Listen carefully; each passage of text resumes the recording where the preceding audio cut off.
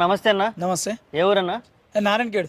నారాయణఖేడ్. ఏందన్నా పరిస్థితి, రైతుల పరిస్థితి ఎలా ఉంది కాంగ్రెస్ పరిపాలనలో? కాంగ్రెస్ పరిపాలన చాలా ఘోరం పరిస్థితి. రైతులు ఏంటంటే లబోలిబో అని మొత్తుకున్నాడు కానీ ఉంది, కానీ ప్రభుత్వానికి నమ్మి తెలియక ఓట్లేసి ఇప్పుడు ఎందుకు ఓట్లు వేస్తే మీ దేవుడు అన్నట్టు ప్రజలు చాలా ఇబ్బంది పడుతారు ప్రభుత్వం విషయంలో. చూస్తున్నావు నువ్వు సరిగా, అసలు బ్రహ్మాండంగా చేస్తున్నావు అంటున్నారు, విజయోత్సవాలు జరుపుకుంటున్నారు. నీకు సిటీలో ఎక్కడ చూసినా సరే 18,000 రుణమాఫీ, 18,000 కోట్ల రుణమాఫీ చేసామని చెప్పి బోర్డులు పెట్టుకొని పబ్లిసిటీ చేసుకుంటున్నారు కాంగ్రెస్ గవర్నమెంట్. నువ్వే అబద్ధాలు చెబుతున్నట్టుంది నువ్వేమన్నా.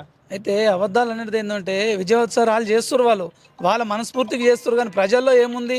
ప్రజల పరిపాలన వాళ్ళకు ఇస్తామన్న హామీలు కూడా మేము గ్యారంటీ చేయలేము, ఎందుకు చేస్తామనే చెయ్యమనే లెక్కల వాళ్ళు హామీలు ఇచ్చిర్రు కాబట్టి వాళ్ళు సంబరాలు చేసుకుంటారు తప్ప పబ్లిక్ లోపల ప్రజల లోపల అనేది సంబరాలు ఎందుకు వచ్చిండు, ఈయన బొంద పెడితే బాగుండే, ఈయన్ని అనవసరంగా ఓట్లేసి మేము తప్పు చేసినామని కాడికి వచ్చి పబ్లిక్ కూడా అదే మాట్లాడుకుంటారు, ప్రజలు కూడా అదే మాట్లాడుకుంటారు.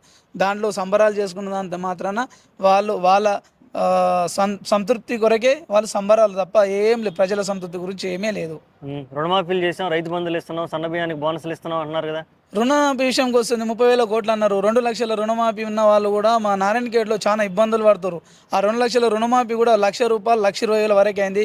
2 లక్షలు కంప్లీట్ ఇప్పటికి కూడా కాలేదు. రోజు మా దగ్గరికి వస్తే కూడా రైతులు బ్యాంకుకి వెళ్తే కూడా ఇంకా కాలేదని చెప్తారు, కానీ ఇది కల్లబొల్లి మాటలు చెప్పి వాళ్ళు కాలము జరపడానికి తప్ప వాళ్ళు పనితీరు మాత్రం అసలు నచ్చట్లేదు. ప్రజల్లో కూడా ఇప్పటికే చాలా వ్యతిరేకత వచ్చింది.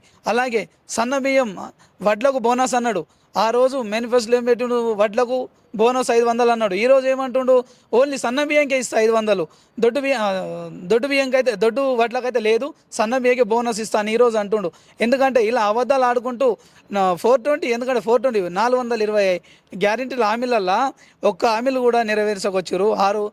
మన వడ్లకు బోనస్ ఇస్తానే చాలామంది కూడా ఈసారి ఏంటంటే దొడ్డు వడ్లకి ఇస్తాని వంట పెట్టుకొని వర్షానికి చాలా ఇబ్బంది పడ్డారు. కాబట్టి ఆ దొడ్డు వడ్లకి ఇస్తే బాగుండగానే అవిటి కూడా ఇవ్వకొచ్చింది. కాబట్టి ఇదంతా కాలం గడపడానికి ఏదో డైవర్ట్ చేసి మొన్న కేటీఆర్ గారిని కూడా ఏం చేస్తుండ్రు, అరెస్ట్ చేస్తామంటారు.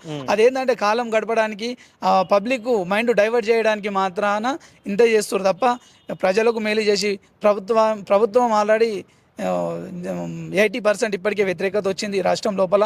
ఇది కూడా ఎప్పుడు ఏముంది అని కూడా భయం లోపల ఉన్నారు ప్రజలు కూడా. ఇప్పుడు ఎలక్షన్ పెడితే కూడా ఖచ్చితంగా బంపర్ మెజారిటీతో కేసీఆర్ కావాలని అనుకుంటారు.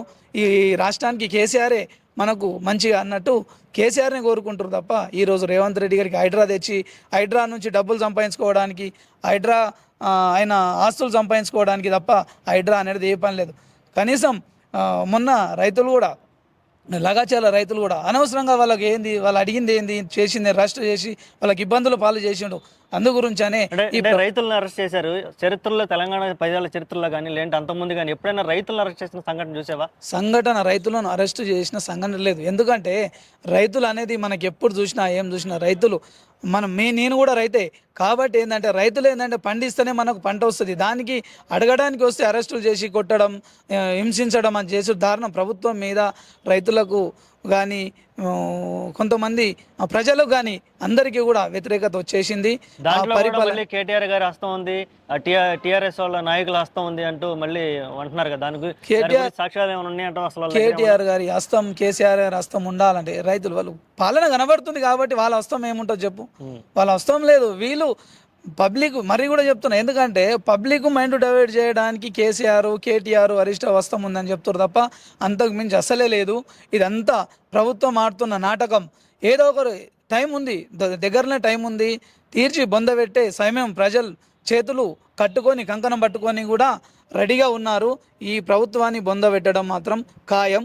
ఖచ్చితంగా కేసీఆర్ ప్రభుత్వాన్ని అందరూ కూడా కోరుకుంటారు కాబట్టి కేసీఆర్ ప్రభుత్వం రావాలి. తెలంగాణ రాష్ట్రాన్ని ముందుండి నడిపించి ప్రత్యేక రాష్ట్రాన్ని కూడా ఏర్పాటు చేసినట్టు కేసీఆర్నే కోరుకుంటారు ఈరోజు ప్రజలు. ఈ రేవంత్ ప్రభుత్వాన్ని మాత్రం బొంద పెట్టాలని చూస్తారు. ఓకే అండి, థ్యాంక్ యూ సో మచ్.